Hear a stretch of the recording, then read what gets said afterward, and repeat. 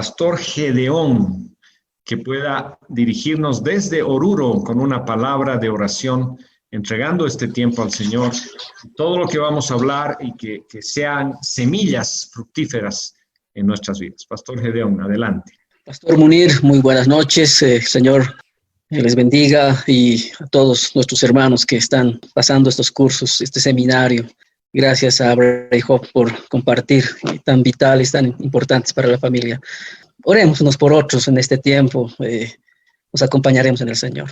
Amado Señor, estamos en tu presencia esta noche, una vez más reunidos para tener este tiempo, Señor, de capacitación, de seguir formándonos, Señor, aún en tiempos de incertidumbre como el que estamos viviendo en nuestra Bolivia y el mundo. Señor, rogamos que tu Santo Espíritu siga ministrando nuestros corazones, nuestras mentes, que siga, Señor, enriqueciendo nuestros hogares y aún para seguir ministrando a otras familias, Señor. Amado Dios, sabemos que las estadísticas en este tiempo de pandemia han subido con relación al maltrato, también a la violencia, tristemente, Señor. Pero Padre, aquí hay un pueblo, un puñado de tus hijos, de tus discípulos, Señor, prestos a seguir, Señor, formando, capacitándose para seguir haciendo contracultura, Señor.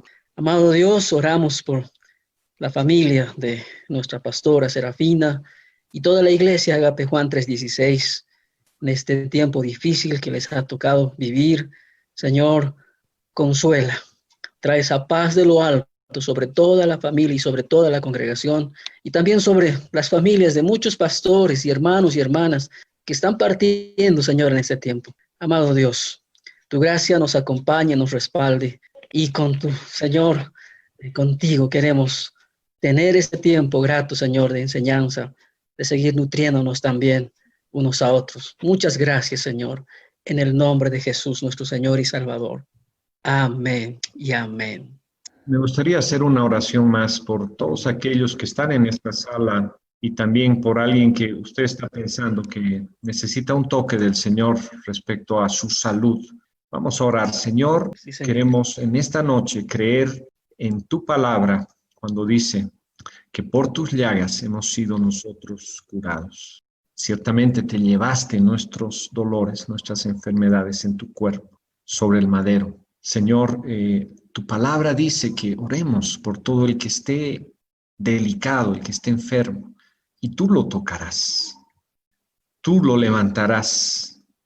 En el nombre de Jesús, cualquier malestar, Señor, cualquier daño en el cuerpo de cualquiera de mis hermanos y hermanas, en el nombre de Jesús, toca con tu poder sanador, Señor. Y nos amparamos en ti, Señor.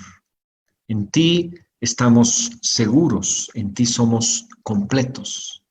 En ti, Señor, podemos mirar nuestro alrededor de manera diferente. El Salmo 91 no solo está en el papel de nuestra Biblia, el Salmo 91 es nuestra oración en esta noche, cada día de nuestra vida, Señor. En el nombre de Jesús, amén. Amén. Que Dios les bendiga. Adelante, Gaby. Muchas gracias, Pastor Munir. Igual hago extensivo los saludos a los que se están conectando a través del Facebook o están entrando a la sala de Zoom. Esta sala ya se siente familia, se siente como calor de hogar, se siente que la unidad del Espíritu nos está entretejiendo para estudiar juntos, escuchar juntos, soñar juntos y comenzar acciones que nos van a llevar a ver aquello que no solamente es un anhelo nuestro como Bright Hope o como iglesias, sino que es el deseo del Señor desde el jardín del Edén. Familias sanas, familias que caminen con Él, familias que ejerzan esa autoridad, esa relación de pacto que tenemos unos con otros y con el Señor, para que todas las familias de la tierra sean benditas por causa de las promesas que tenemos en Él. Hoy día, como decía el pastor Munir, vamos a ver los diferentes tipos de familias que hay. Sabemos que tenemos un ideal de familia, el papá, la mamá, los hijitos, y no es la única manera de familia. Más bien ahora en nuestra sociedad, en este tiempo, Hay más de 10 tipos de familia, los vamos a ir viendo, pero ante todo vamos a ver cómo es la huella del Señor en cada modelo, cómo el Señor está buscando, a pesar de que no vemos la familia perfecta, realmente levantar a la familia. Su corazón en ese sentido no se detiene, no se cansa, no deja de ser amoroso para levantar las familias sin importar la condición en la que actualmente están. Y para eso el Señor necesita pues su cuerpo, ¿no? La iglesia. Vamos a ver en primer lugar por qué la Biblia, la palabra del Señor, nuestro fundamento, ¿por qué en la Biblia no nos muestran ejemplos de familias perfectas? Haciendo un recuento bíblico, comenzando en Génesis, en realidad la mayoría de las familias estaban con muchos problemas. No quisiera usar el término disfuncional, pero no eran saludables, ¿no? En Génesis vemos cómo el primer esposo y esposa desobedecen a Dios, cómo su primogénito mata a su hermano menor. Vemos tantos ejemplos, ¿no? Isaac y Rebeca, que tienen preferencias, uno con un hijo, ella con el otro hijo, cómo estos hijos se mienten, se traicionan, comercian las cosas valiosas entre ellos como si fueran canicas y después generan una relación de odio, de deseo de venganza que lleva a uno a huir por décadas hasta encontrar de nuevo un tiempo de reconciliación orquestado por Dios. Vemos solamente en Génesis, ¿no? Cómo Jacob manipula, cómo su tío lo engaña, cómo los hijos de Jacob terminan incluso queriendo matar a su hermano y hay tantos ejemplos. De hecho, en Génesis son más de 13 ejemplos de familias muy lejos de lo que hoy calificaríamos como una familia saludable. Y ni qué decir del resto de la historia bíblica. Pareciera que para encontrar así una familia que obra según lo que nosotros queremos ver como una familia ejemplar, tendríamos que hilar muy fino en los relatos bíblicos. Tal vez la familia del sacerdote Sadoc, mencionada en Crónicas, en Segunda Samuel, y como también sus nietos y otras generaciones mencionadas igual en algunos relatos de Segunda Crónicas y la reconstrucción después del templo en Nehemías y en Esdras. Podríamos decir, creo que por ahí hay alguna familia que por generaciones realmente hizo las cosas conforme al plan de Dios, pero de verdad que la Biblia no nos muestra ejemplos de familias a nuestra manera de ver actualmente perfectas. Tenemos, ¿no? Esa imagen de la familia judía y hay muchas personas que piensan y retratan a la familia judía como el modelo ideal que debemos seguir. Y sí, los principios que el Señor establece en el pacto, en el Antiguo Testamento, realmente obedecidos, aplicados, pueden producir muchos frutos. Hay muchas enseñanzas que varias iglesias actualmente atesoran y llevan en práctica, especialmente referente a la bendición de los hijos, a la capacitación de los niños desde pequeños en prácticas vocacionales, profesionales, que permitan dejar un legado de una generación a otra, no solamente en lo espiritual, sino en empresa, en profesión. Esas cosas tenemos como buenas prácticas que seguir del pueblo de Israel, pero en sí vemos que ellos también enfrentaban situaciones muy difíciles como familia. ¿Se acuerdan? En la primera clase de familia saludable estudiábamos cómo en Malaquías el Señor tiene que reprochar tanto a las familias sacerdotales porque habían descuidado el pacto con unos con otros, entre familia, con sus esposas y también con Dios. Entonces, Ya para cuando Jesús pisa la tierra, no habían muchos modelos de familia positivos, incluso en el pueblo de Israel. Entonces, la pregunta es, ¿por qué? ¿Por qué tenemos esta situación?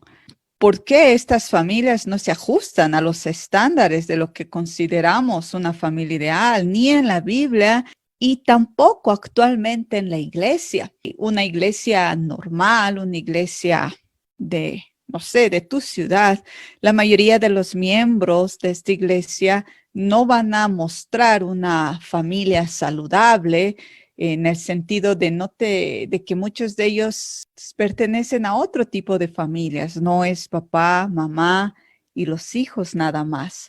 Pero de verdad que la familia ideal sí existió. Sí es posible tener familias sanas, tener esa familia que nosotros vemos como el padre orando, la esposa como idónea del esposo, los dos trabajando en equipo, levantando hijos temerosos de Dios, haciendo altar familiar, estudiando la palabra juntos. Sí es posible. La historia nos muestra que han habido momentos en los que esto ha sucedido.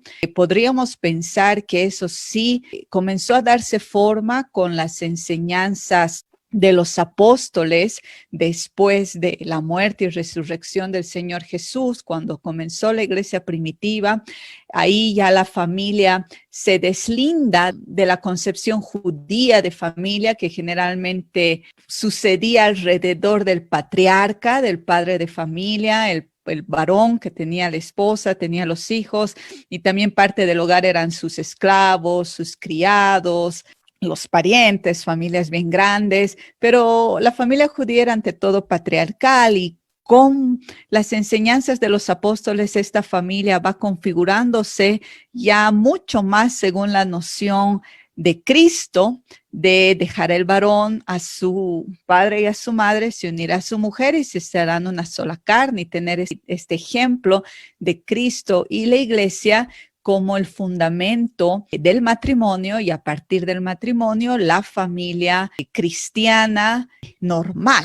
Entonces, y luego de la iglesia primitiva también tuvimos se puede ver históricamente, luego de la reforma, como Lutero, Calvino y los reformadores generan también la posibilidad y la familia europea que se va a levantar, y también la familia europea que migra a los Estados Unidos, los pioneros, los peregrinos, ellos también generan esta familia ideal. Entonces, la familia ideal, la familia que ora junta, que estudia la palabra junta, que pone a Dios como el fundamento de la familia, y que como podemos ver, como anhelamos nosotros que sean todas las familias, existió. No en la Biblia, no en la iglesia, pero sí es posible. El diseño del Señor Jesús está presente. La historia nos muestra que es posible lograrlo. Hubo momentos históricos en que esto sucedió. Ahora, actualmente vemos que la familia no es así, y eso podemos usarlo a nuestro favor. Podemos utilizar muy bien esta situación de que somos seres humanos que hemos nacido con pecado, somos seres humanos incapaces de alcanzar por nosotros mismos el cumplir con todos los preceptos del Señor. Más bien nos equivocamos, lastimamos, ofendemos.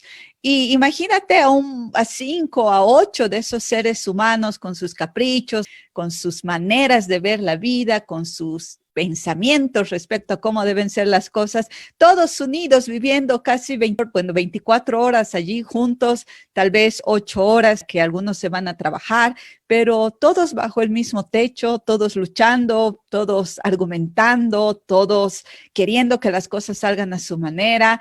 Esa es una receta para el desastre, ¿no? 5 pecadores en una casa, pero esa es la idea que el Señor quiere utilizar para ejercer la redención, para enseñarnos la redención. La familia se vuelve ese lugar ideal, porque en ese desastre hay propósito. El Señor nos permite vivir con nosotros, con otras personas que pecan, para que nos demos cuenta de nuestro pecado, para que podamos decir, es verdad, no tengo paciencia, me enojo, me irrito, grito.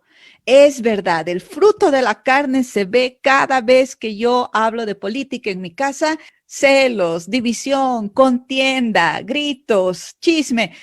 Nos damos cuenta que somos imperfectos, que hemos pecado y que nosotros somos totalmente impotentes para salvarnos. ¿Cuántas veces hemos pedido a alguien de la familia que cambie y no cambia? ¿Cuántas veces nuestros familiares nos han pedido a nosotros que dejemos de hacer cierta cosa que les provoca una reacción negativa y nosotros la seguimos haciendo? Y aunque intentamos cambiar, aunque tratamos de ser mejores, caemos, nos equivocamos, volvemos a lastimar y nos damos cuenta de nuestra total impotencia, muchas veces entre lágrimas, entre frustración, entre ese sentimiento de fracaso. Debemos darnos cuenta que somos impotentes para cambiar por nosotros mismos. Eso nos lleva a nuestra necesidad de creer en Jesús y su evangelio.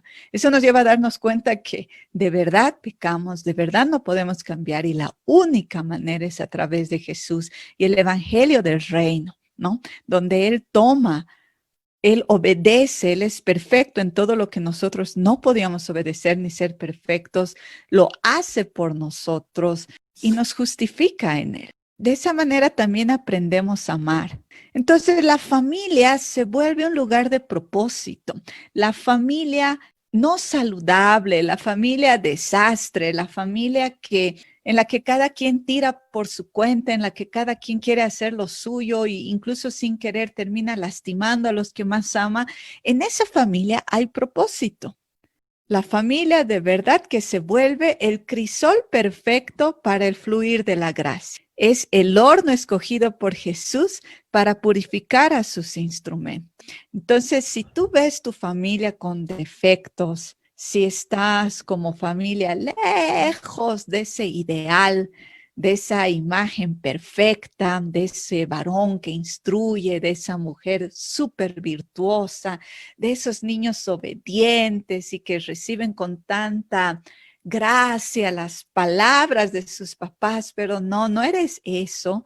Estás en el lugar perfecto, solamente hay que reconocerlo. Tu casa es ese horno escogido por Jesús para purificar a sus instrumentos. Estás en el lugar, en las circunstancias, rodeado de las personas que Dios quiere para ti, para manifestar su gracia, para que a través de el crecer en fe, en esperanza y en amor, tú y el resto de la familia sean purificados, sean presentados por Jesús a nuestro Padre Celestial como vasijas preparadas, listas para que el Padre derrame en ustedes todo lo que Él quiere que sea derramado, ¿no? Para que los llene de toda esa provisión que Él tiene para cada miembro de la familia. El error muchas veces es negarlo.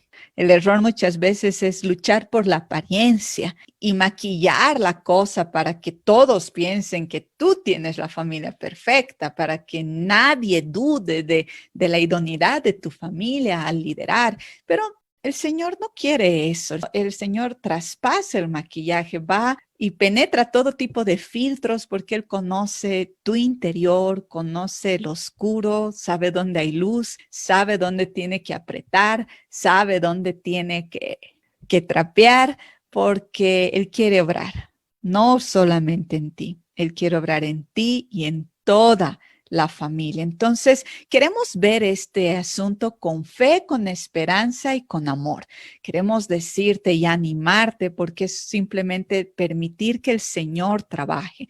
Y si en tu familia ya han dado pasos y cada vez las situaciones se resuelven de maneras más bíblicas, las diferencias y los conflictos son espacios para que puedan ver a Dios obrar y dar testimonio de ello. Realmente eso es perfecto, eso es lo que el Señor quiere con cada uno de nosotros. Y tu testimonio nos edifica. Las historias que tú puedas compartir con otros van a ser utilizadas como oro, como material de construcción del cuerpo de Cristo. Y también esa experiencia te va a permitir ser de bendición para familias que estén pasando por esa situación. Entonces, ese es el propósito de Dios en una familia donde, igual que las familias bíblicas, ¿no? Que hay pelea, que hay disputa, que hay disensión, que hay todo lo que a ratos yo ni siquiera quiero pronunciar, no quiero mencionar las cosas que suceden en esas familias, pero Dios se utiliza para intervenir, para purificar, para mostrar gracia, mostrar que Él siempre va a ser redentor. Y a eso nos ha llamado el Señor, ¿no? A ser espejos, a ser testimonios vivientes de la redención, a ser transformados, a crecer en estatura hasta llegar a la medida del varón perfecto de nuestro Señor Jesucristo. Entonces, veamos, entremos con confianza a este tema de familias que no son la familia ideal. Entremos con confianza sabiendo que Dios lo ha escogido así, que la sociedad, las circunstancias han abatido mucho a la familia, pero el Señor tiene plan, tiene propósito. Y de esto vamos a salir puros como oro de mucha, mucha calidad. Actualmente hay 10 tipos de familia. De hecho, estas son clasificaciones de la sociología, de las ciencias sociales. Algunas hablan de más tipos, pero por lo menos hay 10. En eso sí, todos están muy de acuerdo. Vamos a revisar estos 10 tipos de familia y después vamos a ver cómo la iglesia puede obrar, puede apoyar a las familias que no son ideales. Primero tenemos la familia extensa, ¿no? Que es la familia donde están los abuelos, están los hijos, están los nietos, también hay tías, tíos, primos, primas, y va creciendo. Hay familias extensas que son muy, muy, muy numerosas. Hay otras que son más pequeñas, pero en sí, por ejemplo, la familia judía era una familia extensa alrededor del patriarca, del padre de familia de mayor edad. Estaban los hijos, estaban otros hermanos, estaban 3, 4, 5 generaciones vivían allí. Y esas familias han constituido, de hecho, el fundamento de muchas, muchas sociedades, imperios, naciones. También tenemos lo que se llama la familia nuclear, que es la familia donde están el esposo, la esposa y los hijos. Ese es el núcleo familiar y esa es la familia nuclear. Esas dos familias están dentro de lo que es el modelo tradicional de familia, el estándar que las ciencias sociales tienen para la familia, y afuera de eso comienzan desafíos que son a los que les tenemos que prestar atención. Ya tenemos las familias de padres separados, ¿no? Son las familias de padres separados o divorciados, pero que cada uno de ellos sigue ejerciendo su rol de una u otra manera. El papá no abandona, sino que provee económicamente, visita a los hijos, tiene tiempos de disfrutar con los niños o la mamá.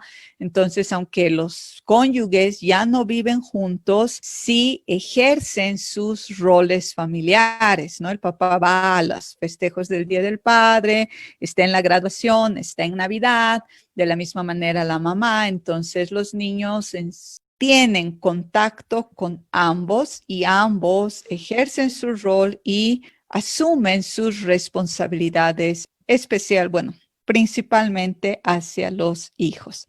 Tenemos también a la familia compuesta, que es aquella de dos personas separadas, divorciadas y que tienen hijos que conforman un nuevo hogar. Entonces se casan y los hijos de la mujer con los hijos del varón se vuelven hermanos, ¿no? Conforman un nuevo hogar. Esa es una familia compuesta. También está la familia monoparental, que es la que más nos interesa conocer ahora, donde existe la falta absoluta de uno de los padres, ya sea por abandono, por muerte.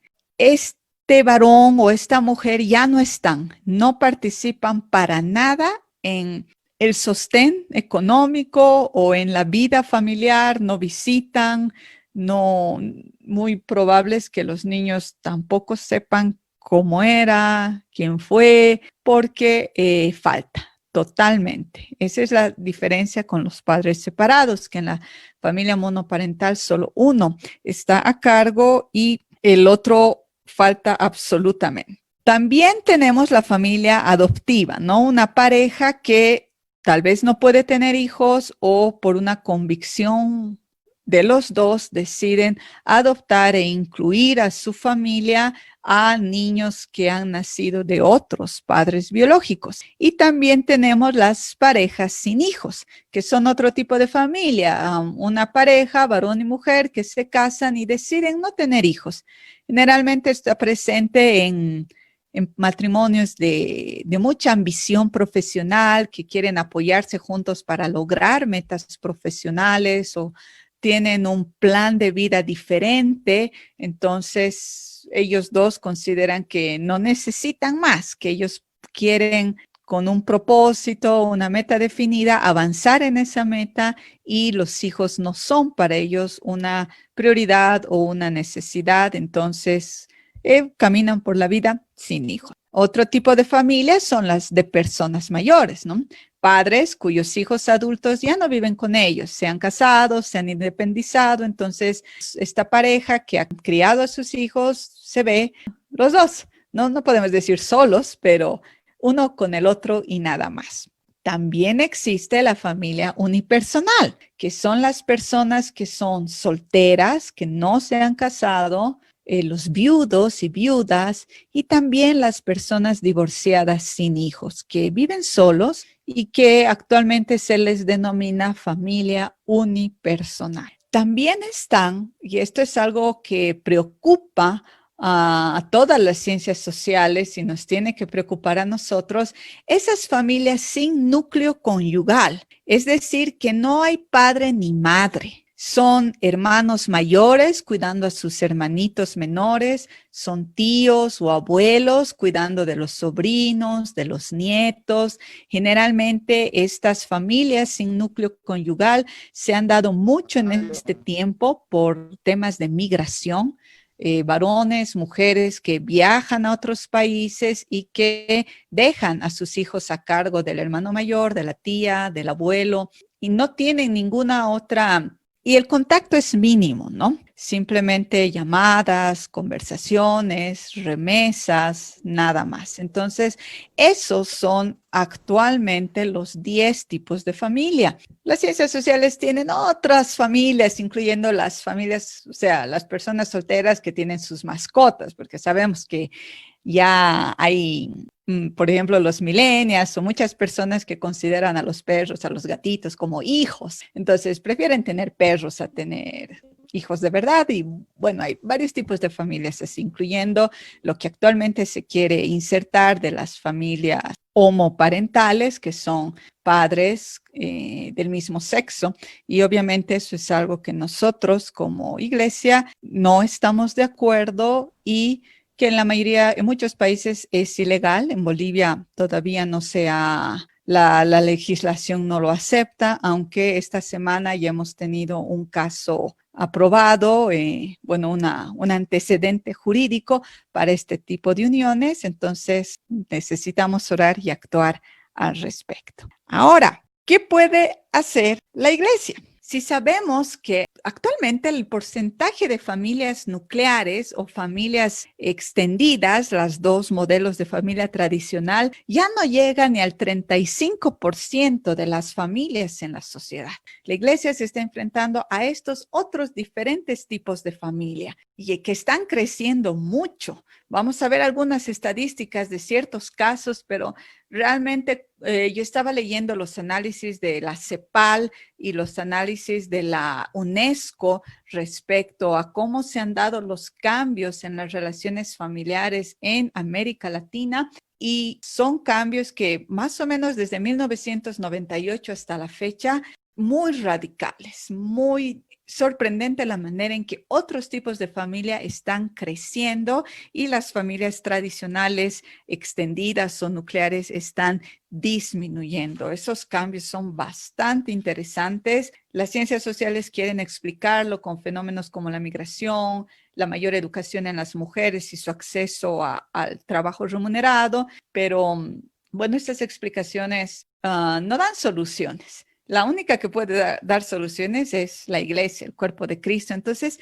¿qué podemos hacer como iglesia? ¿Qué podemos hacer especialmente en el caso de la familia monoparental, de la que solo hay una persona a cargo, que es tal vez la que mayor crecimiento tiene actualmente, ¿no? Sabemos que es que por muerte, por separación o abandono, miles se enfrentan a la paternidad o maternidad solo. Para no decir varón, mujer, mamá, papá, esposo, esposa, y de hecho, porque la mayoría de estos casos son femeninos, vamos a hablar de las madres, pero quiero que tengan en mente que también pueden ser padres. Vamos a hablar de mujeres, pero también pueden ser varones. Actualmente son el 43% de las familias en América Latina las que tienen este caso.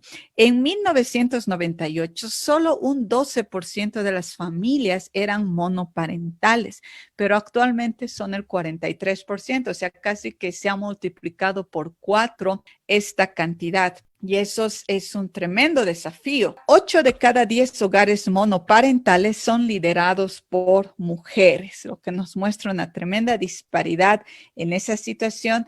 Y es una carga bien grande, ¿no? Que solo una persona esté a cargo de la provisión económica, el apoyo emocional, el sostén vital de hacerse cargo de la casa, de la limpieza, de la cocina, del transporte, de la educación, del acompañamiento emocional de los niños, del crecimiento de ellos.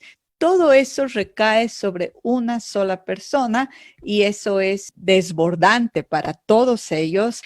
Todos quieren ayudar, el gobierno tiene ideas, las instituciones tienen ideas, pero la única organización que puede dar verdadera ayuda a estas mujeres o varones, a estos líderes de hogares monoparentales, es la iglesia. Y necesitamos hacer algo. Pero da la impresión de que la iglesia ha huido de ese llamado, que, bueno, es una situación bien desafiante la que tenemos entre manos, ¿no?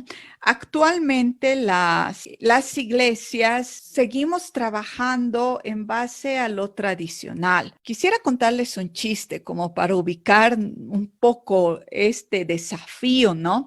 Es un chiste de un borrachito que está buscando algo en la calle debajo de un farol de luz y busca y se le acerca un policía y le dice, disculpe, pero ¿qué está buscando? Y el borrachito le dice, estoy buscando las llaves de mi casa, las he hecho caer. Entonces el policía le quiere ayudar y comienza a ver, ¿no? En el piso y le dice al borrachito, ¿estaba usted por aquí? ¿Las hizo caer por acá? Y el borrachito le dice, no, en realidad las hice caer hace como una cuadra más allá en la otra esquina. Y el policía le dice, pero si se ha caído allá, ¿por qué está buscando acá? Y el borrachito lo mira, ¿no? Como si el policía fuera bien sonso y le dice, es que aquí hay luz. Entonces, muchas veces como iglesia solo trabajamos en las áreas donde tenemos luz, o sea, donde ya sabemos qué hacer, donde hemos sido capacitados tanto en el instituto bíblico como en nuestra vida familiar. Entonces, nos sentimos cómodos en ese medio y queremos que todo lo que hagamos se centre ahí. Así como este señor estaba buscando las llaves donde había luz, pero no donde las había perdido. Muchas veces nosotros como seres humanos, yo estoy en primera fila, buscamos las respuestas en lo que ya sabemos hacer, en lugar de ir lejos donde sabemos que está el problema y donde sabemos que debe estar la solución. Y muchas veces como iglesia hacemos eso también, ¿no? Tenemos luz respecto a este tipo de familia, a lo que dice la Biblia, a lo que está en Efesios, a lo que es la mujer, a lo que es el varón en el matrimonio y nada más. Entonces queremos enseñar a las mujeres cómo tener una vida de virtud delante de su esposo, pero estas mujeres no tienen esposo y queremos enseñar a los niños cómo ser obedientes a su papá y cómo orar con los papás y cómo leer la Biblia y que se ejerza un sacerdocio en la casa, pero estos niños no tienen papá. Entonces hay un vacío que muchas personas sienten y no nos los van a decir en cara, ¿no? ¿Sabe qué, pastor? Usted nunca me dio el apoyo que yo necesitaba, por lo tanto me estoy yendo. Son muy pocas personas las que van a mirar a un pastor a los ojos y decirle. Es más bien una cuestión silenciosa que no se expresa, pero que es muy, muy sentida. Muchas iglesias temen lo que otros puedan pensar de ellos, ¿no?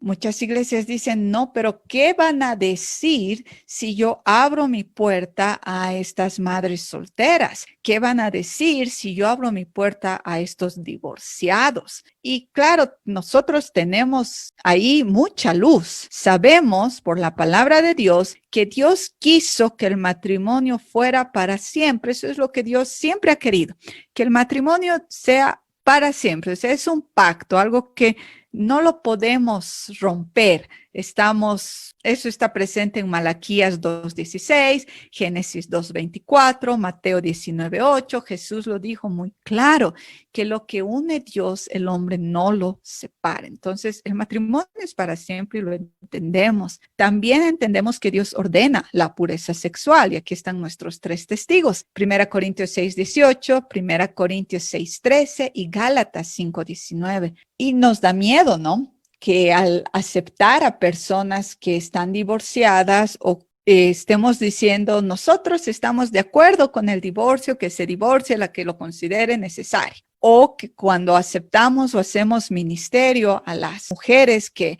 sin haberse casado tienen hijos, estamos de acuerdo con la fornicación y con las actividades sexuales fuera del vínculo matrimonial. Pero no significa que aprobemos el embarazo o el divorcio, de la misma manera que si una iglesia establece un centro de rehabilitación para alcohólicos, eso no significa que la iglesia apruebe el alcoholismo, simplemente la iglesia está dando una respuesta. De la misma manera, queremos animarte a que sigas sosteniendo en alto a la pureza sexual, la importancia del matrimonio como un pacto que debe durar hasta que el Señor se lleve a uno a través de la muerte a su presencia y a pesar de eso, abra la puerta a las mujeres y varones que tienen hijos y que han levantado una familia monoparental o a los que se han vuelto a casar y están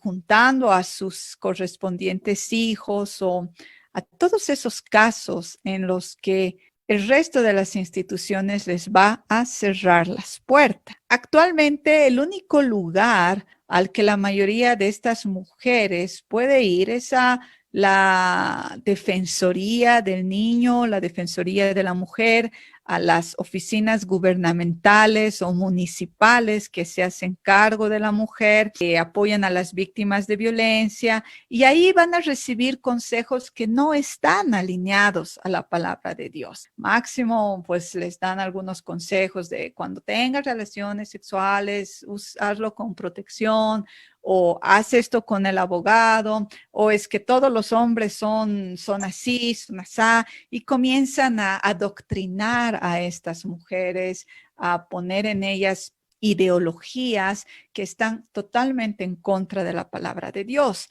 Ese es un aspecto también en el que la iglesia debe participar. Entonces, si nosotros no lo hacemos, ¿quién lo va a hacer? El gobierno no da soluciones a los problemas que enfrentamos de violencia, de muerte, asesinato a mujeres y a niños. Por más que hay leyes, por más que hay distintas ideas y tantas ONGs y movimientos y agrupaciones, hasta ahorita no hay una solución. Y es que si la iglesia no lo hace, nadie lo va a poder hacer. Entonces es parte de nuestro llamado y es un llamado lleno de honra. Yo creo que cada generación enfrenta desafíos fuertes y bueno, este es algo que es propio ahorita de nuestra generación. Estas imágenes de ciudades totalmente destrozadas, inhabitables, atacadas por la guerra, por la muerte, la enfermedad, el hambre. Esto es algo bien cotidiano ahorita en Medio Oriente.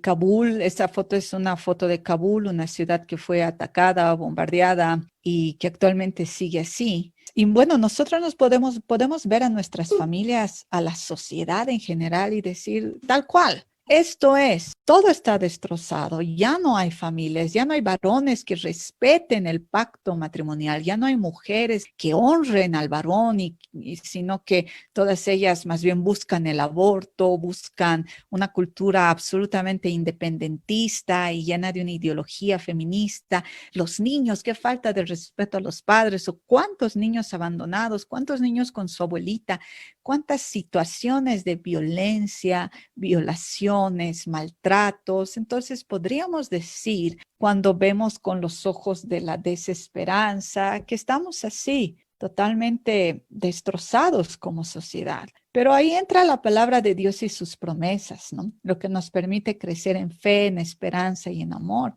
Y me encanta esto de Isaías 58. De hecho, Isaías 58 es tan para nuestro tiempo. Pero Isaías 58:12 dice, y los tuyos reedificarán las ruinas antiguas, levantarás los cimientos de generaciones pasadas y te llamarán reparador de brechas, restaurador de calles donde habitar. Y ese es tu llamado como pastor, como líder. Eres el reedificador, el reparador, el restaurador. Que en el cielo te conozcan con ese nombre. Víctor el restaurador, Gedeón el reparador.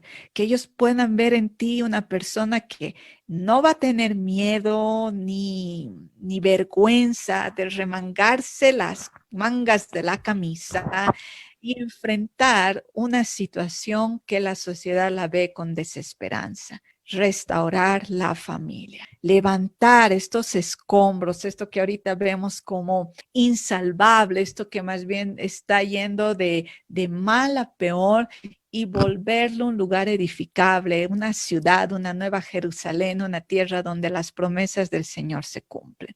Puede que tome 30 años, puede que tome 2 generaciones, pero tenemos que comenzar nosotros de la mano del Señor y vamos a ver que esa fotito que les mostraba de la típica familia puritana en Alemania o en Estados Unidos en el siglo XVI, XVII, el papá orando, los hijos, la esposa, todos participando, levantando altar para el Señor cada día alrededor de una mesa y de un buen desayuno. Eso es posible. Podemos levantar de nuevo las familias de Bolivia, podemos reedificar nuestra nación, podemos hacer que en menos de 50 años una constitución se levante, que sea luz para las naciones, que haga que las naciones se admiren de Dios, se muestren maravillados de su capacidad de restaurar.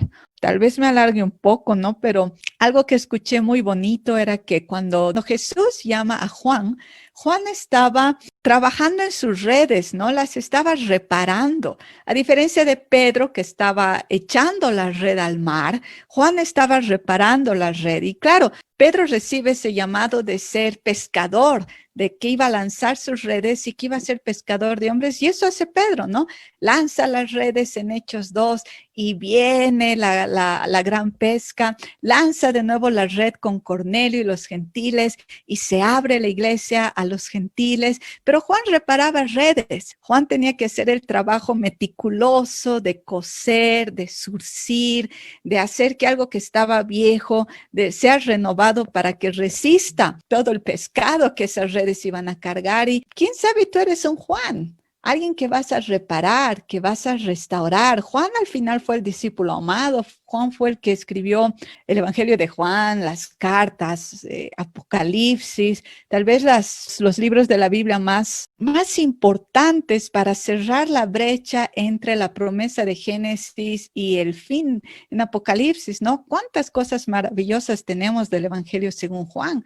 No es sinóptico, no es cronológico, no es biográfico, es bien celestial. Y Juan hacía eso, amaba, restauraba, volvía a surcir. Y eso quiere el Señor de la iglesia, ¿no? Ahora una iglesia bien Juan, bien de amar, de ser padre, de animar a los ancianos, a los jóvenes y de restaurar y de ser familia. Así que eres restaurador, eres reparadora, dale con todo para construir la iglesia. Ahora, hay cosas que no se deben hacer y esto es algo donde nosotros debemos tener muy en cuenta que no debemos juzgar. La iglesia no debe juzgar y ese es el principal argumento por el que las madres solteras, los padres solteros o otro tipo de familias no quieren ir a la iglesia, les da vergüenza, se sienten juzgados. Es posible que todo esté en su mente, ¿no? Pero ellos se sienten juzgados, sienten que la gente los mira a los niños, ve que no hay anillo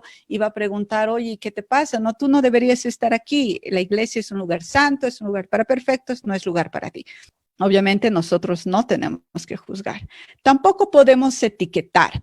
No podemos decir, muy bien, hermanos, entonces las mujeres casadas se van acá y las que no están casadas se van allá, o las mamás solteras se van aquí. No. Eso no es lo ideal, ¿no? No, las madres solteras, los padres solteros son madres, padres. Ellos quieren ser incluidas en las actividades de ministerio como mujeres, en lugar de que se las etiquete como madres solteras, ¿no? Etiquetar como los divorciados, los vueltos a casar, no ayuda para nada y no se debe hacer. Tampoco se debe separar. Esto va de línea con la etiqueta, ¿no? Por ejemplo, hay un aniversario de la iglesia y ya, equipo de casados, equipo de jóvenes y ustedes los que no tienen esposo, vénganse acá, ¿no? No se debe hacer eso, no se debe separar. Más bien en las actividades de iglesia, procurar que todos sean un solo cuerpo y que ellas se sientan incluidas a pesar de que su situación matrimonial no entre en las etiquetas ideales. Perdón, y en el tema de separar, tampoco hay que separarles de los niños. La mayoría de mamás y papás solteros no tienen con quién dejar a sus hijos. Entonces, hacer células solo para mamás solteras, bueno, si vas a hacer una célula así o un grupo de discipulado, tienes que pensar en proveer también espacios para que los niños participen porque son inseparables. No podemos separar a ellas de sus hijos. Es muy difícil para ellas encontrar con quién dejarlos para tener ese espacio de estar ellas solas en un grupo de estudio bíblico. No es una situación fácilmente accesible. Y tampoco debes ignorar. No se debe ignorar a esta situación, no se debe pretender que este tipo de familias no existe o que ellos ya se tienen que casar rápidamente para entrar en los modelos tradicionales, ¿no? Este es un grupo que está creciendo y es crucial reconocer sus necesidades para llegar a ellos de maneras más pertinentes. Lo que sí se debe hacer, primero, dar el ejemplo con relaciones saludables. Es fácil para nosotros decir, vamos a aceptarlas, vamos a abrir las puertas, abrir los brazos para que vengan ellas, ellos, que estén aquí en familia. Pero tú como pastor, como líder, como matrimonio pastoral, deben ser quienes den el ejemplo. Ejemplo de ser accesibles, de saludarlas, de darles la bienvenida, de pasar tiempo con ellos, de que la iglesia te vea saludándolos, escuchándolos, vea a los dos esposos hablar con esta mamá, conocer cómo se llama cada uno de sus hijos, cuántos años tiene. Recuerda que es amor y que el amor cruza barreras. El amor dice tu bien a mi costo. Entonces, de esa manera debemos actuar con este tipo de población. Es tu bien a mi costo. También debemos actuar dándoles honra y valor. mucha mujer soltera o divorciada, líder de una casa monoparental, ha perdido el valor. Ha perdido el valor que de ella misma se considera desechada, despreciada, juzgada, avergonzada, humillada. Entonces necesita personas que actúen en fe, que puedan verla como Dios la ve y puedan darle la honra y el valor que el Señor nos da a nosotros y que ha conquistado no por nuestra justicia, sino porque Él se despojó a sí mismo y se hizo obediente hasta la muerte. Y también trabajar con ellos sin prejuicios, pero con firmeza. Debe haber luz, debe haber verdad, debe haber de parte de la iglesia una presión positiva para que estas personas hagan cambios en sus vidas que les permitan recibir lo mejor del Señor y crecer en la comunidad de la iglesia. Esto, como vimos en la anterior clase, es esperanza. Otras cosas que sí debes hacer es ser fuente de recursos y vida. La pobreza viene muy asociada a los hogares monoparentales o a los hogares sin un cónyuge. Es muy común que hayan bastantes necesidades económicas, intelectuales, de recursos, tecnológicas, de todo. Entonces, debemos ser fuente de recursos y vida. Y con recursos no me refiero solamente a dinero. Debemos capacitarlas, dar a estas personas entrenamientos, herramientas que les permitan crecer. Puede ser capacitaciones técnicas en actividades que generen ingresos para ellas, para que puedan sostener mejor a su familia, capacitarlas en temas de cómo criar a los hijos, cómo tener relaciones saludables con otras mujeres, con otros varones. Es muy necesario capacitar. También hay que asesorar en esto, principalmente en temas jurídicos. Uno de los mayores éxitos en iglesias que están trabajando con estos distintos tipos de familia es proveer asesoramiento jurídico de qué deben demandar de un padre que los ha abandonado, cómo deben trabajar el tema de la protección de los niños, los trámites, las diferentes oportunidades a las que ellas pueden acceder y que el Estado está brindando para estas situaciones, la mejor manera de jurídica y también de crecimiento personal. También hay que cuidarlas, ¿no? En estos casos, muchas de las mujeres principalmente se van a ver solas frente a amenazas, frente a peligros. Entonces, ellas deben considerar a la iglesia como su familia. Deben saber que si se enfrentan a un agresor, a un varón violento, a alguien que las ha abandonado, pero va a volver porque se le ocurre hacerlo, ella puede llamar al pastor y va a venir el pastor, su esposa y 3 ancianos de la iglesia para cuidarla y que cualquier agresor sepa que ella no está sola. También cuidarlas en el sentido de generar los ambientes en los que ellas reciban apoyo. Muchas de estas mujeres enfrentan problemas con su tubería y no saben cómo cambiar una tubería. A veces eso necesita conocimientos técnicos especializados, entonces la iglesia puede proveer esos conocimientos técnicos y también el apoyo hacia los niños, el cuidado de los niños, cuidado de su salud, cuidado de su crecimiento, cuidado de su aprendizaje y proveer en lo que se necesite. Debemos ir más allá de la canasta familiar, del kilito de amor, para ser proveedores en un sentido mucho más multiplicador y que esté enfocado a mejorar su calidad de vida en el corto y largo plazo. También debemos enseñarles a orar. No solamente decir, ora hermana y vas a ver que el Señor actúa. Necesitamos poner en sus vidas compañeras, compañeros de oración. Alguien que va a orar con ellos por lo menos una vez a la semana y que orando les va a enseñar a orar. Que alguien que conoce el camino a la presencia de Dios de tal manera que se lo puede indicar, que le puede mostrar las promesas de la palabra para que estas personas descansen en las promesas del Señor, tengan la práctica de presentar delante de Dios su necesidad. Y así como el Señor escuchó a Agar cuando Abraham la expulsó de su tienda y un ángel fue enviado por el Señor para salvar a Agar y a su hijo Ismael, de la misma manera ellas sepan que en cualquier momento claman y el Señor va a estar ahí. En oración hay como las tres partes perfectas, ¿no? Que es alimentar, vestir y equipar. Eso es lo que hacemos espiritualmente con una persona cuando le enseñamos a orar y cuando le enseñamos las disciplinas bíblicas básicas. Le estamos alimentando con lo que es verdad espiritual, la estamos vistiendo, estamos haciéndole entender su identidad en el Señor, cómo Dios la ve, con cuánta honra, con cuánto privilegio ella es tratada por el Padre Celestial, y también le estamos equipando con armas que el mundo no puede dar, armas que dan libertad, armas que dan identidad, que son herramientas espirituales que podemos utilizar para la provisión, para la sanidad, para recibir consejo de Dios, para tomar mejores decisiones, para saber que en ningún momento Dios quiere que haya un varón o mujer solos. Siempre hay provisión divina para la persona. Jamás, jamás. Solitos no, como decimos, ¿no? Y hay también otros tipos de familia.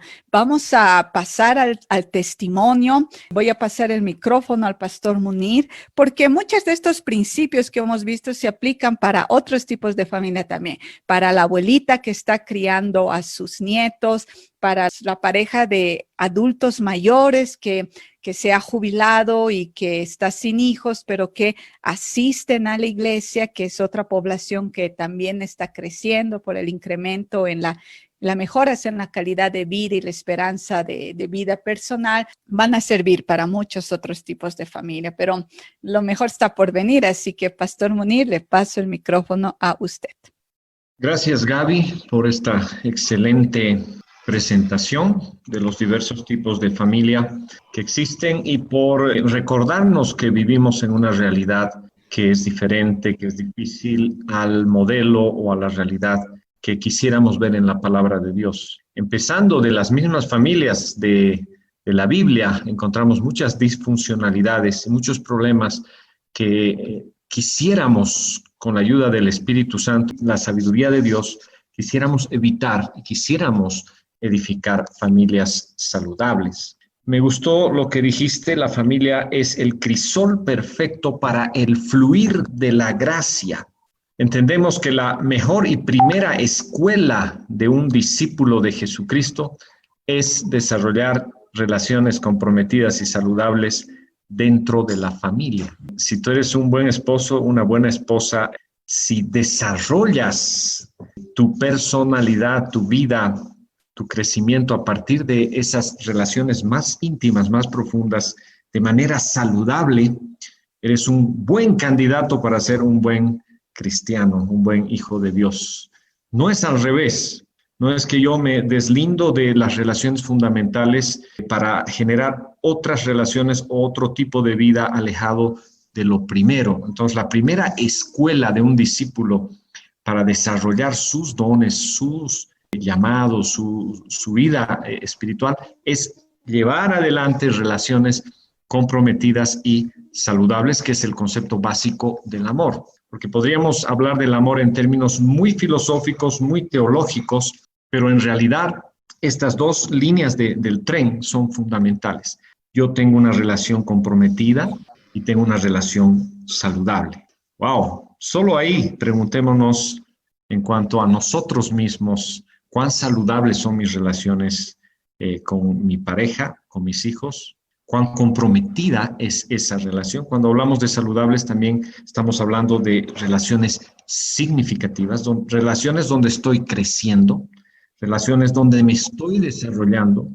Si eso no está pasando en nuestras relaciones y son otra cosa, estamos realmente en serios problemas porque no tenemos familias saludables y no modelamos familias saludables. He invitado a mis queridos amigos y hermanos Iván y Dunia Iván y Dunia me han impresionado desde hace varios años atrás porque ellos han levantado un ministerio, se llama A Cada Uno, en el que ellos han pensado y han visto dentro de la iglesia cómo llegar a aquellos que no encajamos en la iglesia. Y qué pena, o sea, qué tristeza es que alguien tenga que pensar en ayudar a nuestras iglesias a atender a aquellos que no encajamos, porque hemos creado un modelo, como decía Gaby, tan tradicional, tan enfocado en algunos conceptos, que hay muchos en la iglesia que se sienten creyentes de segunda clase porque fracasaron en su matrimonio o porque quedaron viudos o viudas o porque tienen problemas en sus hogares o vienen de familias disfuncionales. Y hay muchos que sin querer, no quiere decir que lo hagamos a propósito, como iglesias los hemos hecho sentir que no son parte. Y les hemos llegado solo con ese mensaje de misericordia, pero no los hemos ayudado a restaurarse, a sanar sus corazones. No somos iglesias restauradoras. Quiero repetir eso que decía Gaby. Entonces, es muy importante que podamos abrir este tema también a preguntas, pero quiero darles la palabra primero a Dunia y a Iván. Ellos compartan esa experiencia que han tenido trabajando con esas personas, cómo se sienten esas personas que no encajan, cómo han trabajado con ellos, qué frutos han tenido. Este es su tiempo, mis hermanos. Gracias. Gracias, Munir. Gracias primero por todo lo que nos dan, que nos enriquece tanto en el trabajo que realizamos como iglesia.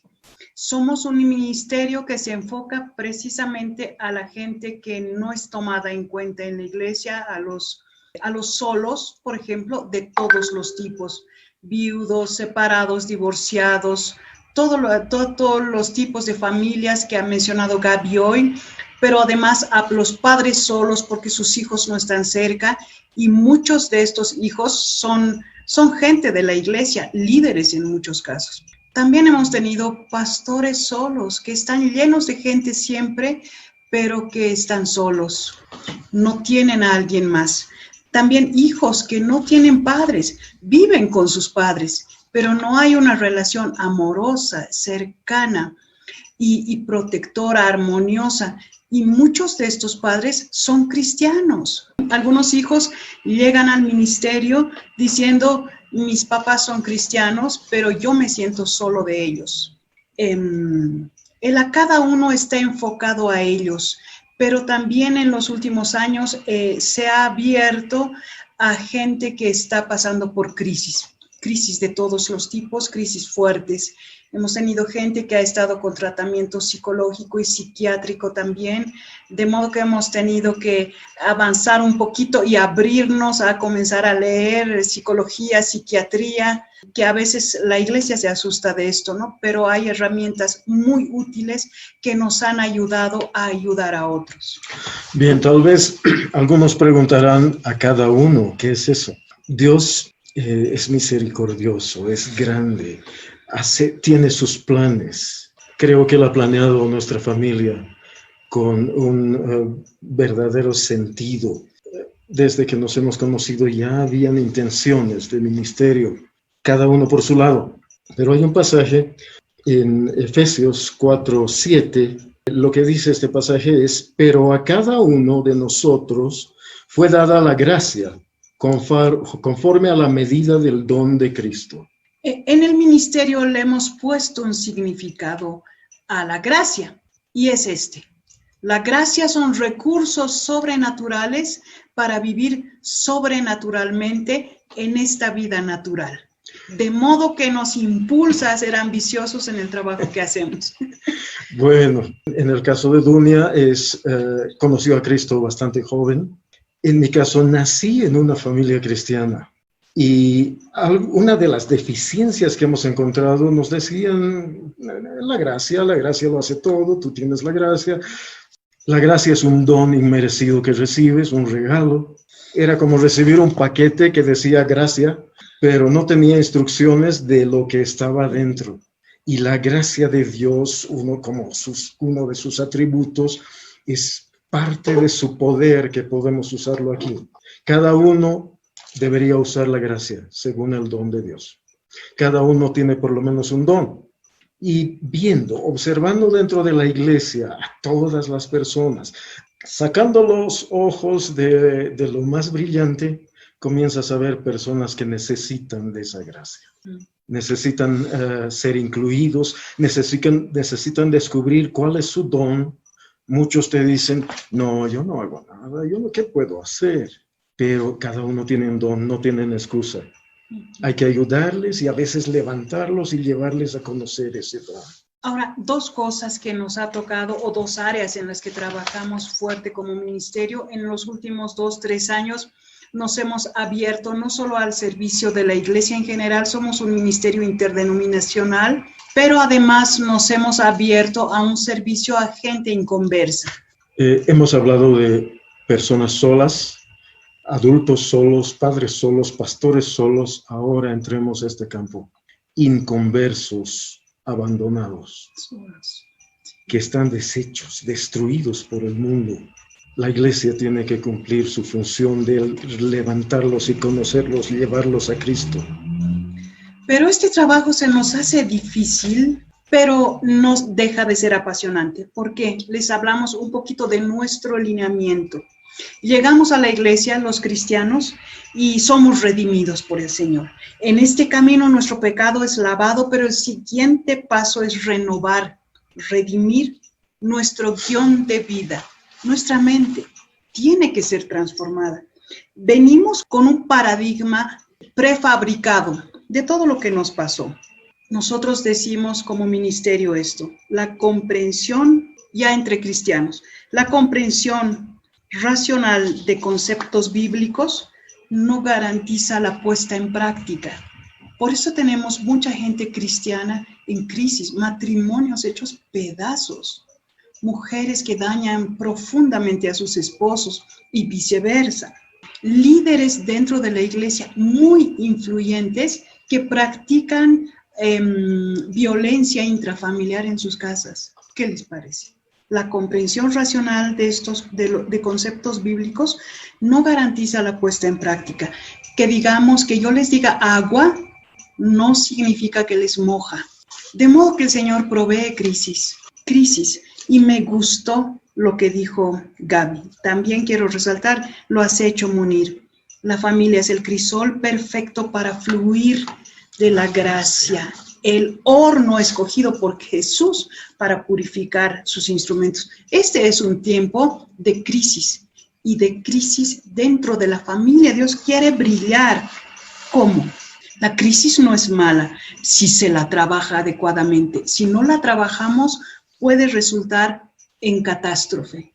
Debemos ser hábiles en usar la gracia. El poder de Dios tiene que verse a través de nosotros y cómo podemos llevar a la gente a Cristo, aún dentro de la iglesia. Parte del origen de nuestro ministerio es palabra de Dios, recordándonos que no hay, personalmente, recordándonos que no hay iglesia perfecta y presentándonos la imagen de los hijos de Noé. Uno de ellos lo vio desnudo y se burló. En cambio, los otros dos, sin ver su desnudez, lo cubrieron. La palabra de Dios fue: tú eres llamado a cubrir los defectos de la iglesia. Saben, nosotros no somos pastores de una iglesia local, pero pastoreamos a la gente en una iglesia extendida, porque necesitan de cuidado aún dentro de las iglesias en las que se encuentran. Dios nos ha llamado a ese ministerio y hemos sido muy bendecidos. Queremos que la gloria de Dios se vea en las iglesias. Fíjense que las crisis son buenas, hermanos. No nos asustemos por esta crisis. La crisis, su etimología viene del griego clásico que significa crisol, como Gaby decía. Crisálida, criterio. Cristo. Crinei, cribar. ¿Saben qué es cribar? Lo copié del diccionario. Acción de limpiar la mies con una criba, zarandeada después de haber sido trillada y aventada. ¿Qué les parece? Tremendo trabajo. Se purifica, luego, se refina. Eso, luego se hace una selección de lo que le interesa, de lo interesante. La crisis puede ayudarnos a librarnos de todo lo que hemos traído, de ese guión de vida que hemos traído aquí. Yo no puedo porque no recibí amor, yo fui abusado, yo fui abandonado, yo fui azotado, mis padres me dejaron. No tiene que dejar huella la restauración, la redención de nuestro Cristo. Él es capaz de sanarnos de absolutamente todo. Para Él no hay nada imposible y la crisis es usada para brillar en nosotros. Bueno, luego trabajamos, fíjense, el ser humano no vive a la altura de sus posibilidades, vive a la altura de sus creencias. Nuestra mente por eso debe ser transformada. Cuando creemos, lo logramos. Crítica significa pensamiento riguroso y necesario. El que hace una crítica, una autocrítica, una evaluación cotidiana de la vida, ese es sabio, que no tiene nada que ver con inteligencia, con conocimiento. El que reflexiona continuamente y medita en la palabra del Señor, ese es el que busca sabiduría y la halla. Bueno, y finalmente buscamos iglesia saludable, pastoreo saludable, familia saludable. Acudamos al sanador, al que nos da salud. Uno de los nombres de Jehová es Rafa, nuestra medicina, el que nos cura. Muchas gracias. Gloria a Dios. Gracias, mis queridos. Cuando quieran, estamos para servirles. Amén. Y gracias por modelar ustedes mismos lo que decía Gaby, ¿no? Ese ser saludable, esas relaciones saludables. Gracias por haber sentido ese llamado, esa necesidad de buscar al que está quebrado, al que a veces nuestra propia teología, a veces nuestra propia estructura, a veces nuestra propia liturgia ha alejado más bien de la gracia de Dios. Necesitamos restaurar. No estamos diciendo que vamos a bajar los estándares bíblicos de ser una familia saludable o un hijo de Dios. No estamos bajando, pero recordemos a Jesús cuando cruzó esa frontera y llegó a Samaria y encontró a aquella mujer y no vio él la diferencia que había con ella por ser mujer o por ser samaritana. No vio la diferencia que había por ser ella una mujer quizás de mala reputación en ese momento, pero él vio su corazón e ingresó a su corazón y le dio la llave para ir adelante y era reconocerlo a él y empezar a sanar sus heridas y su corazón. Gracias, Iván y Dunia, por este compartimiento que no es teoría, es realmente una vivencia de años haciendo esto. Y quisiera ahora que escuchemos a Tomás con las preguntas. Gracias, pastor. Hay una pregunta ya antes de la exposición, de hecho. Dice, ¿qué consejo podríamos dar a una familia que experimenta una pérdida? Divorcio, muerte de un integrante, ya que a veces solo se dice confía en Dios y dejan con sensación de poco, y si bien es importante en ese momento, es solo un consejo vacío. Adelante con esa pregunta, Pastor Munir, Gabycita.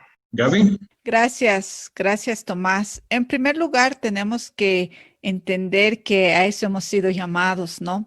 Cuando el Señor Jesús rescata esa palabra de Isaías, el Espíritu del Señor está sobre mí, es porque hemos sido ungidos por el Señor, equipados para saber ministrar a las personas que están en luto, a las personas que han perdido. Entonces, tenemos que crecer en nuestra relación con Dios, en nuestro conocimiento de la palabra y principalmente en esa convicción de que el que te llamó y te puso esa familia ahí no te va a dejar solo ni con nada que decir. Él va a usar tu vida, tu ejemplo, tu compañía para poder ayudar en la pérdida. Y generalmente cuando una persona ha sufrido una pérdida, cuando una familia está en pérdida, no son las palabras las que hacen la diferencia, sino el estar ahí, el contacto. Es muy necesario, más que palabras y consejos psicológicos, lo que ellos necesitan es tu tiempo. Entonces, mi sugerencia es tomar una buena porción de tiempo, 1 hora, unas 2 horas, y llevar a esta familia a un parque, alguna actividad que ustedes puedan hacer juntos, invitarles a tu casa, cocinan juntos, juegan algo juntos. Es una cuestión de compañía. Cada persona procesa su duelo, su dolor de una manera diferente, los varones, las mujeres de diferentes maneras, pero lo que ellos necesitan es compañía. Entonces, la gran diferencia se hace cuando tú estás a su lado. No necesitas ni siquiera hablar, decir, oye, qué pena, mi pésame, o bueno, el Señor va a hacer algo, ¿no? Simplemente estar con ellos es lo más importante. En segundo lugar, tú eres fuente. Entonces, tú puedes en oración antes ir tomando del Señor sus promesas y pidiéndolas que las derrame a esa familia, ¿no? Ese mismo capítulo en Isaías nos habla de todo lo que Dios da, es un intercambio. Entonces tú puedes orar y decir, Señor, que en lugar de ese espíritu abatido tú les concedas ese manto de gozo, que en lugar de ese luto tú les des diadema de alegría. Entonces tú puedes comenzar en oración a ministrar a estas personas y acompañarlas. Es lo mejor que se puede hacer. Yo quiero recordar, uno de nuestros pastores de la red en el Alto nos contó esta historia muy interesante. Su pastor amigo que vivía en Chile perdió a su esposa y le avisó porque este pastor del Alto era muy amigo de este pastor chileno y le avisó que había fallecido, se enteró y se tomó, creo que 10 días, no recuerdo cuánto. Se fue desde el Alto, se quedó con ese pastor en Chile como 8 o 10 días. No le dijo nada, no le habló palabras, cocinó con él, durmió en su casa porque estaba solo, hicieron varias cosas juntos y volvió. Y después, escuchando el testimonio de este pastor de Chile, la persona que más le había ayudado en su duelo había sido ese pastor que había pasado tiempo con él porque sintió y porque estaba preocupado, aún sin palabras. A veces las palabras pueden sonar hasta huecas en alguna situación y obviamente no estamos diciendo que no sea importante o necesaria las palabras, especialmente la palabra de Dios, pero tenemos que discernir realmente cómo llegar a alguien que ha tenido una pérdida. Tomás. Gracias, pastor. Otra pregunta dice, ¿cómo se restaura un matrimonio? Gaby. Wow, eso es para, es para harto tiempo, ¿no? La tarea de restauración siempre es del Señor. El Señor nos permite generar práctica, ¿no? Digamos, en mi caso, yo vivo con mis papás, entonces, si hay un malentendido, si hay una discusión, si hay como que no me hables ya, entonces yo me voy, yo hago. Mi deber es comenzar a aprender a restaurar, dar el primer paso, pedir perdón, perdonar y restaurar confianza. Una de las cosas que siempre, entonces practica eso, ¿no? Vas a saber la carga, lo que es la vergüenza, y no le quiero decir eso. Pero lo más importante para restaurar un matrimonio en un sentido de qué acciones debemos hacer es guiar a estas personas a restaurar la confianza y el perdón. Esas dos son las monedas fundamentales que nos van a permitir poner una base en el camino, porque va a ser un proceso largo, pero cuando se acelera el proceso y se evitan muchos baches, es cuando lo primero que haces es enseñarles a cada uno a perdonar y a volver a confiar. Esas son las dos cosas más importantes que también lo hemos enseñado en Iglesia Saludable y en Familia Saludable. Pero bueno, Pastor Munir, yo sé que usted tiene mucho más camino recorrido en ese aspecto, así que por favor. La pregunta es bastante grande, ¿no? Amplia, pero quisiera hablar un poco del alcance de una iglesia o de un equipo. Una iglesia que no tiene un equipo capacitado, con experiencia en restauración de matrimonios, puede haber diferentes tipos de problemas. Muchas veces no no se va a lograr hacer mucho. Las buenas intenciones, incluso el orar por las personas, el decirles Dios te bendiga, muchas veces son buenas intenciones, pero no somos iglesias que intencionalmente y con conocimiento y con un equipo preparado pueden ayudar a restaurar matrimonios, porque eso lleva tiempo, tiene que ser intencional. Muchas veces se necesitan conocimientos adicionales, conocimientos de la conducta humana, conocimientos incluso de los problemas más graves que puedan haber en un matrimonio. Entonces, lo primero es establecer o comenzar en la iglesia un ministerio de restauración. Como Bright Hope también tenemos esa herramienta para las iglesias que estén interesadas. Hay esa herramienta para levantar ministerios de restauración. Eso lleva tiempo, no es de la noche a la mañana. Y añadiría a lo que decía Gaby, también tiene que ver con toma de decisiones, tiene que ver también con dejar cosas atrás, tiene que ver con asumir nuevas cosas y muchas veces va a tener que ver con cortar de raíz ciertas cosas. Pero es muy amplia la pregunta como para responderla en un diálogo como este. Tomás. Gracias, pastor. Hay una pregunta para Iván y Dunia, nuestros invitados. Dice, ¿puede explicar un poco más lo que significa cubrir los errores y los defectos de la iglesia? Bien, tenemos que entender primero que podemos considerar 3 tipos de iglesia. Cuando decimos iglesia, podemos hablar de la iglesia local, de la iglesia extendida, de la iglesia que está en toda nuestra ciudad, todo nuestro país, y de la iglesia universal, celestial. La iglesia de Cristo, la iglesia celestial es perfecta. Los que no son santos no van a estar ahí. Pero en nuestra iglesia local, a veces, gobernada por humanos, encontramos fallas. Lo hemos experimentado nosotros y eso también nos ha llevado al ministerio que estamos haciendo. Hemos entrado en una profunda crisis y abandono, aunque casi éramos líderes de la iglesia. Eso nos ha servido para entender lo que sufren las otras personas. Personas que, estoy hablando de conflictos que suceden en iglesias medianas e iglesias grandes, generalmente. En una iglesia mediana como la nuestra, el pastor no sabía nuestro nombre. El pastor no saludaba a todos, saludaba a sus amigos. El pastor no tuvo tiempo para casarnos. Tuvimos que buscar otro en otra denominación. Pero Dios llamó no a burlarnos de su desnudez, como Noé, como Cam, sino a agarrar y de no permitir que otros vean y resolver esas dificultades.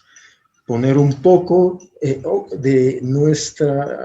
lo que podíamos hacer en Cristo para resolver esas dificultades de alguna manera. No es esconder sus defectos, sino es resolverlos. Cubrir también es suplir lo que de gracia el Señor nos da. Nuestro ministerio se llama a cada uno porque cada uno ha recibido una gracia de Dios, una habilidad para bendecir a la iglesia. Todos en algún momento podemos, si no hemos sido lastimados antes, algún rato puede que nos pase dentro de la iglesia. Pero no es para quedarnos abrazando nuestro dolor, sino para que esa crisis provoque en nosotros cubrir esa falta de la iglesia. No es pasar por alto, sino trabajar eso en profundidad, de modo que Cristo brille en eso. Eso es lo que ha pasado en José, en Jesús, en Moisés y en cuántos personajes. El dolor y los errores son usados para que sea la crisis una crisálida. Gracias. Hay otra pregunta, dice, ¿qué pasa con las parejas que están en yugo desigual? Otro tema profundo lanzado en esta noche. Okay. Gaby, primero. Gracias, pastor. Bueno, hay una promesa, ¿no? Qué interesante es que el Señor ha hecho provisión para todos los casos. Y el Señor, por un lado, dice que el creyente, el miembro de la pareja que es creyente, santifica al otro. Entonces, ahí como que el Señor va a esperar de ti que ejerzas un ministerio sacerdotal delante de Él a favor del cónyuge que no tiene al Señor. Obviamente no es lo ideal y siempre instruimos a las miembros solteros de la iglesia que se casen con creyentes, con personas que vamos a llevar el yugo de Cristo, ¿no?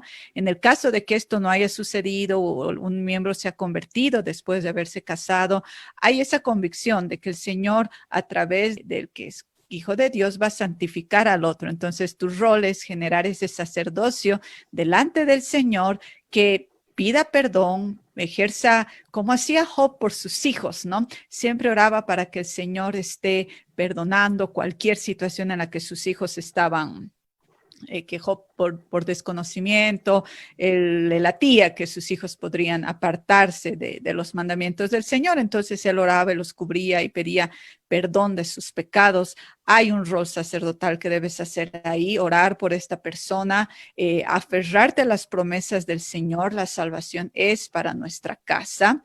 La mayoría de las personas incrédulas tienen, como dice la Biblia, argumentos, tienen altivez que se levantan en contra del conocimiento de Cristo. Lo mejor es tener un equipo, amigos, hermanas, personas que te acompañen a orar para que esos argumentos, esas altiveces realmente sean derrubadas.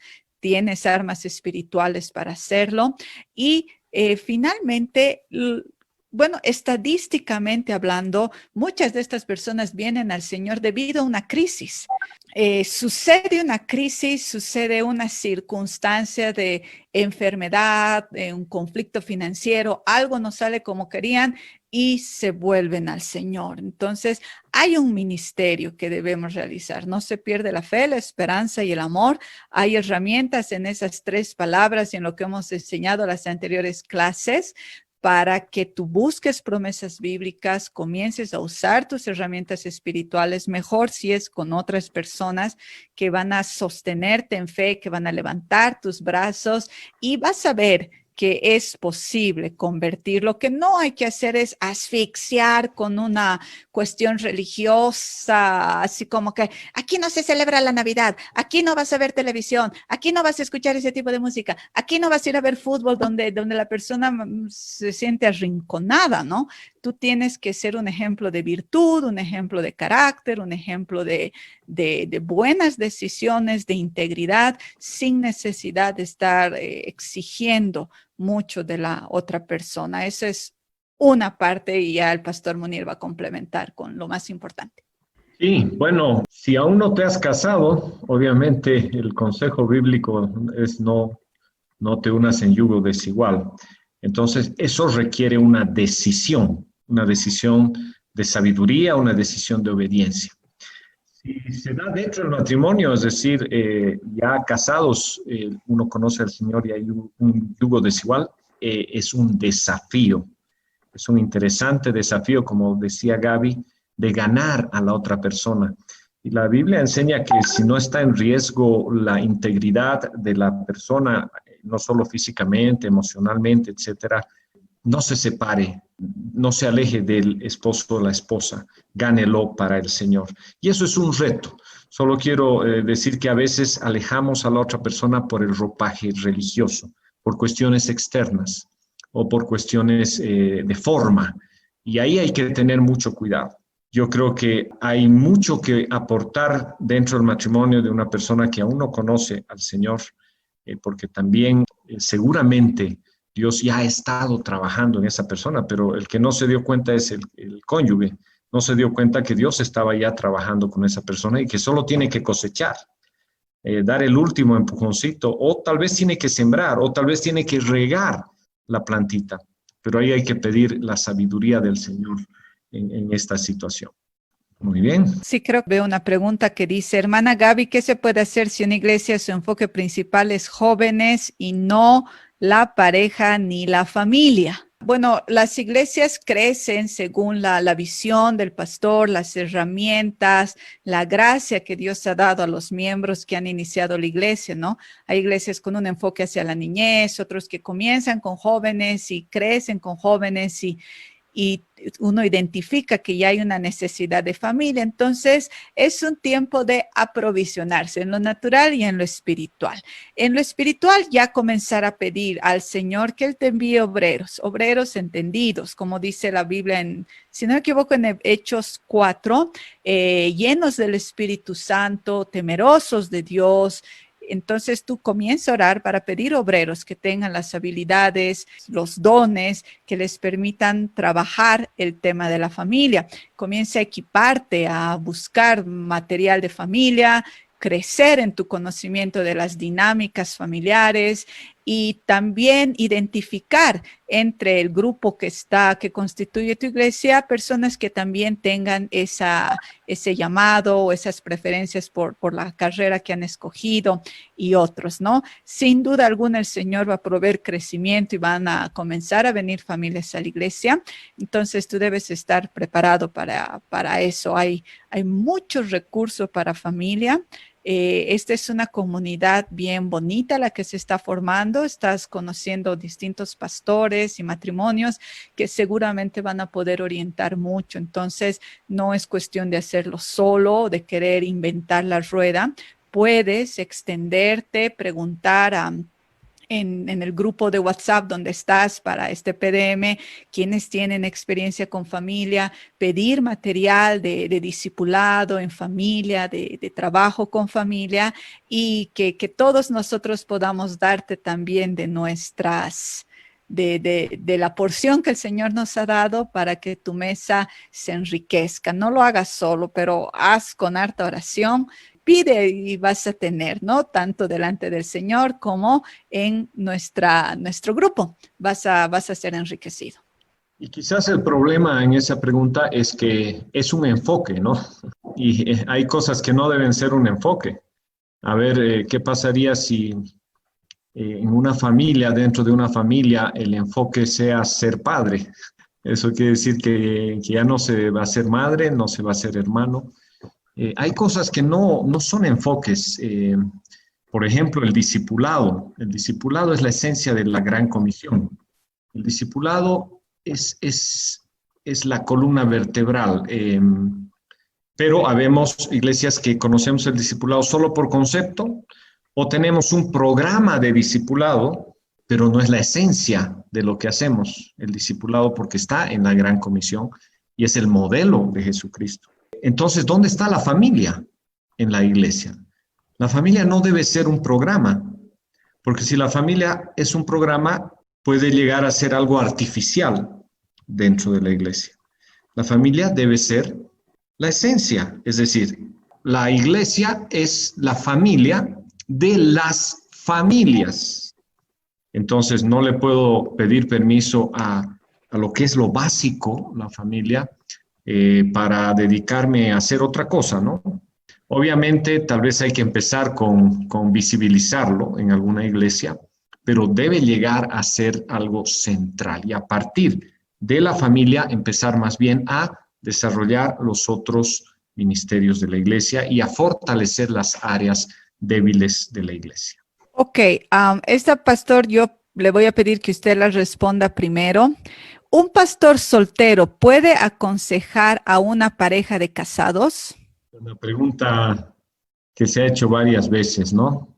En los aspectos de su experiencia y conocimiento, el consejo de una persona soltera puede ser muy útil. Yo diría que esa debería ser la decisión no solo de alguien que pide consejo, sino del mismo que aconseja. Entonces nosotros como pastores tenemos que saber cuáles son nuestras limitaciones y no creer que seamos solteros o casados o viudos como yo, por ejemplo. No creer que lo sabemos todo y que yo soy el pastor de la iglesia, soy soltero, pero yo como soy el pastor de la iglesia tengo que aconsejar en temas de pareja. Yo tengo que entender mis limitaciones. Si no tengo experiencia en relaciones matrimoniales, etcétera, daré mi consejo bíblico, pero derivaré y pediré a otros que tengan mayor experiencia en esa área. Entonces, el tema no pasa por una regulación de la iglesia. No pienso que una iglesia debe prohibir a alguien que es soltero, siendo el pastor, o una denominación prohibirle aconsejar en cualquier tema, aunque no sea casado. Obviamente ese pastor tiene conocimiento de la palabra, tiene un entendimiento que Dios le ha dado. ¿Qué es lo que le falta? La experiencia. Si no tiene la experiencia, busca a otros que le ayuden o que compartan de su experiencia la necesidad que se requiera. No sé si me he complicado mucho en la respuesta, pero es mi sentir. Amén. Gracias, pastor. Estoy entrando y saliendo, pero hay una siguiente pregunta. ¿Cómo restaurar a una pareja cuando se ha lastimado verbalmente y las heridas son profundas? Cabecita. Es una de las cosas es que realmente las palabras son capaces de herir y así también son capaces de dar vida, ¿no? Tiene que haber perdón, tiene que restaurarse la confianza. Principalmente hay dos aspectos. Uno, delante de Dios. Si yo he sido insultada, si me han dicho cosas que han humillado mi dignidad, mi identidad, yo necesito tener un tiempo con el Señor, idealmente guiado, acompañado por otra mujer, en el que presente esto delante del Señor y perdone. En primer lugar, perdone y reconozca que todas estas cosas que se han dicho de mí y que me han herido no son reales. No es como Dios me ve, no es lo que la palabra de Dios dice que yo soy. Entonces, es necesario que seamos ministrados con la misma palabra del Señor para que la voz de Dios sane esas heridas. Si he recibido insultos, debo buscar en la palabra de Dios lo que Él dice de mí y establecerme en su palabra respecto a quién yo soy. Aplica tanto para varón, mujer, hijos, padres, ¿no? Reconocer lo que la palabra dice que yo soy y perdonar. Es importante perdonar a la otra persona para que ninguna de las palabras que me ha dicho o que me irá a decir en el futuro tengan consecuencias sobre mí, si estas son negativas, son de insulto, peyorativas o buscan hacerme daño, ¿no? Esa es una parte, pero la otra parte es que la persona que me lo ha dicho tiene que restaurar, tiene que pedir perdón, tiene que mirar a los ojos y decir, siento mucho haberlo hecho. Y idealmente esto obviamente es, digamos, de mi cosecha. Debe hablar bien, debe bendecir a la persona a la que ha maldecido, a la que ha insultado. En temas de intercesión nos sucede muchas veces esta situación donde alguien, digamos, le ha hablado mal a su cuerpo. Ay, yo, no sé, habla mal de alguna parte de él, nunca me voy a sanar, o todos en mi familia hemos tenido esta enfermedad. Y con sus palabras mismas, como dice la Biblia, o eliges la muerte o eliges la vida. Y están en el poder de la lengua, entonces nuestras palabras pueden matar. Las personas identifican las cosas que han hablado mal y comienzan a bendecir a esa parte de ellos que la han insultado y que la han agarrado a golpes verbales. Y el Señor restaura. Entonces es muy bueno ver cómo eso me pasaba a mí con mis hermanas, por ejemplo, si yo les había dicho algo malo, hablar con ellas, pedirles perdón y bendecirlas, decir, mira, yo te he dicho esto, pero en realidad el Señor dice que tú eres así, que tienes la mente de Cristo, que tienes esto, que el otro. Entonces, ahí la palabra de Dios misma obraba sanándonos a las dos. Y yo, como te digo, es de mi cosecha y yo aconsejaría eso, ¿no? No podemos simplemente decir, ay, perdóname, no lo dije en serio. Tenemos que generar un proceso de establecer de nuevo la confianza, pero un trabajo personal de cada uno de los dañados es en lo privado perdonar al otro, recibir sanidad del Señor y estar dispuestos a continuar con ese proceso. El dolor queda. El dolor es como agitar una campana, ¿no? Y dejas de jalar la cuerda, pero la campana sigue sonando por un buen tiempo hasta que el fenómeno físico de la inercia se detenga y la campana deja de sonar. El dolor es así, sacude, sacude, y por mucho rato, aunque ya no haya el insulto, aunque ya haya buen trato, la campana se va a seguir moviendo por un momento, pero en algún momento se va a detener. La clave es tu disposición a perdonar al otro, aunque no te pida perdón. Y obviamente, si él no te pide perdón y te sigue insultando y no hay un deseo de restaurar la relación y de hacer cambios, entonces, no, pues ya estás viviendo en una relación de maltrato y de abuso, y para eso hay otras salidas que implican consejería, que implican matrimonio pastoral o personas que tengan cuidado de ti y que puedan hablar con la otra persona para que sepa que no estás sola y que lo que estás sufriendo pues no puede continuar, sino hay otras medidas legales, penales que tomar. Estás añadiendo al tema del perdón y la restitución, que yo lo colocaría como al medio. El tema del perdón y la restitución es fundamental. Si no hay perdón, no hay restauración. Pero ¿qué es previo al perdón? Yo creo que es el reconocer cada uno de nosotros el daño que hemos podido causar sin haber querido hacerlo. Porque muchas veces ese reconocimiento es un poco de mala gana. Yo he tenido que aprender en mi propia vida a reconocer el haber dañado a alguien cuando yo decía, no, pero ¿por qué si yo no le he hecho nada?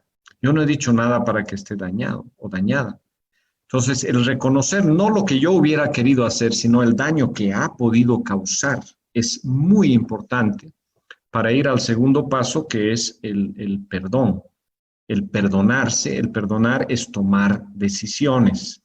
No es que se va a ir todo, pero cuando yo tomo la decisión de perdonar, quiere decir que no lo voy a volver a sacar hacia adelante, no lo voy a volver a usar como un argumento para alimentar mi dolor o para dañar a la otra persona.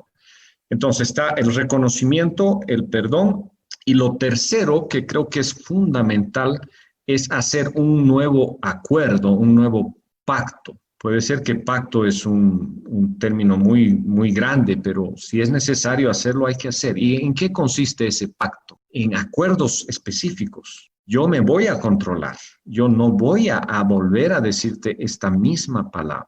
Vamos a hacerlo de esta manera. Si algo ha pasado, lo vamos a resolver de esta manera. Yo no voy a volver a recordar lo que me dijiste. ¿Te acuerdas hace 50 años lo que me dijiste?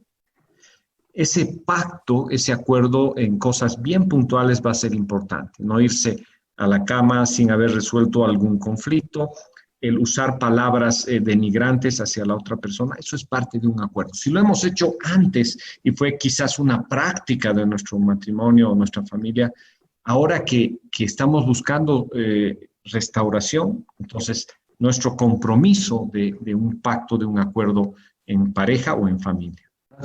Gracias, pastor.